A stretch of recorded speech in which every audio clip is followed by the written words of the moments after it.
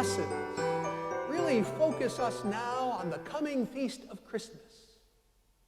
The previous weeks of Advent have been preparing us for the coming of Christ, and we were never quite sure whether it was that first coming in Bethlehem so many centuries ago, or whether we were to be preparing ourselves for the coming of Christ at the end of time.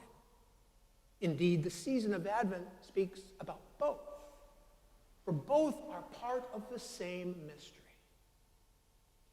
That mystery is the reality of God created the world becoming part of his own creation. And so today's gospel lesson, and in fact all of the lessons, begin to open up for us the mystery of how this actually might be. Today we hear the story that we often call the Annunciation, of how Gabriel comes to Mary unawares, and she is asked to be the mother of God. Now, that is really the key to understanding all of this. God did not impose this upon Mary. God did not command this of Mary, but rather he sent the angel, his messenger, to Mary to ask her if she was willing to do this for the sake of God. Indeed, not only for the sake of God, but as we know in time, for the sake of the entire human race. And it was through the instrumentality of Mary and Mary's human nature, human body, that God took God's place inside of the creation that he has made. This is sometimes beyond our understanding. It certainly was beyond the understanding of those first century people who heard the message of Jesus and had a hard time comprehending how Jesus could be considered God's son. Up to that point, gods were always seen as ineffable, as unidentifiable, and not being able to be seen or located or touched. But in the person of Jesus, we understand the God of Israel, the God who created the world, the God who is with us always, who is this marvelous God apart from creation, inserting himself into our lives. Not only in some theological sense that God became part of his own creation, but he did so that we would begin to understand that we carry God deep within us. Perhaps that is why Mary could answer that question put to her, because she already knew God deep within her own soul. And so this became possible for her. That is the lesson that we have to look at today. How do we answer the challenge that comes to us when Jesus asks us to bring his presence into the world? For we identify ourselves as disciples of Jesus not for our own sake, but for the sake of the world and the creation that God has made.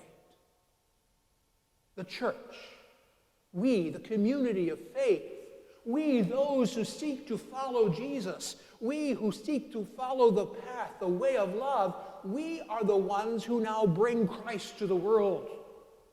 Not that it's any special possession of ours, but rather it is simply by letting the Christ that is within us emerge. Let the Spirit of God, which is already part of us, emerge into our waiting world.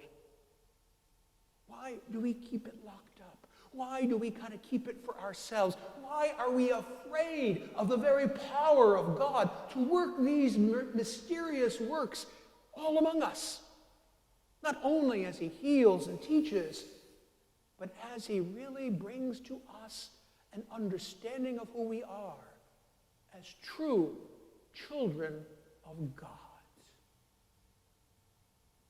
It is said that one of the very early leaders of the church spoke of the Christmas mystery this way: that God became a human or a man so that we, humans, could become as God. And so it is that our week this week must be spent in contemplation of that reality. How do our lives reflect the very Spirit of God? How do our lives reflect the very presence of God in our world?